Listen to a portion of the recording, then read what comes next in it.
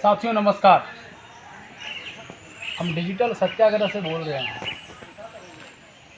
अभी देश का जो सबसे ज्वलंत मुद्दा है अग्निपथ, तो उसको लेकर हम कहना चाहते हैं डिजिटल सत्याग्रह के माध्यम से केंद्र सरकार को कि आप जल्द से जल्द अग्निपथ योजना को रद्द कर तीनों सैन्य व्यवस्था में जो पद रिक्त है उसके लिए पुरानी पद्धति से पुरानी व्यवस्थाओं के आधार पर ही बहाल को निकालें।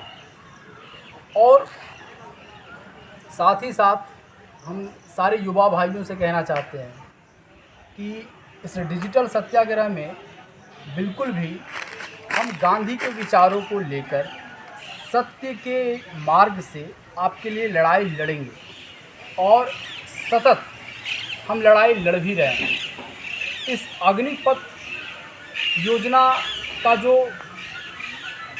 नुकसान है वो देश के सारे लोगों को पता है और इसी का एक जीता जागता उदाहरण है कि हमारे देश के जो धरती पुत्र हैं, किसान संगठनों ने भी इसका तहे दिल से स्वागत किया।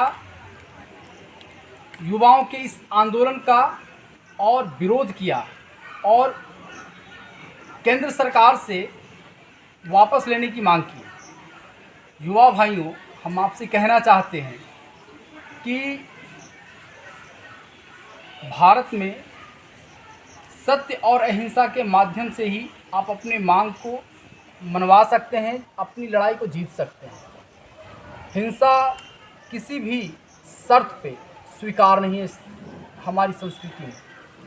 तो आप गांधी के विचारों को मानें, डिजिटल सत्याग्रह के साथ जुड़ें और हम आपके लिए एक बेहतर प्लेटफॉर्म लेकर आए हैं जो कि जनवरी से चल रहा है। 29 जनवरी से इसकी शुरुआत हुई और ना सिर्फ अग्निपथ बल्कि जो भी हमारे भाई ग्रुप डी की तैयारी कर रहे हैं, सिविल सेवा की तैयारी कर रहे हैं, बैंकिंग की तैयारी करने वाले लोग, एसएससी वाले लोग, सभी के लिए ये लड़ाई है। हमारे देश में जो एक सबसे बड़ा जो समस्या है रोज़गार को लेकर, तो हमारे युवा विभिन्न चीज़ों की तैयारी करते हैं और ये जो डिजिटल सत्याग्रह प्लेटफॉर्म है सारे युवाओं के लिए है, सारे बहनों के लिए।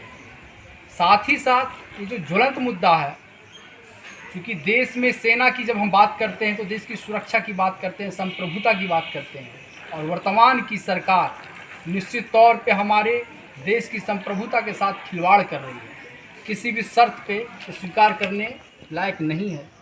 तो हम आपके बीच में फिर से आएंगे और ग्रास रूट पे धरातल रूप से लड़ाई लड़ेंगे, लेकिन सत्य और अहिंसा के माध्यम से।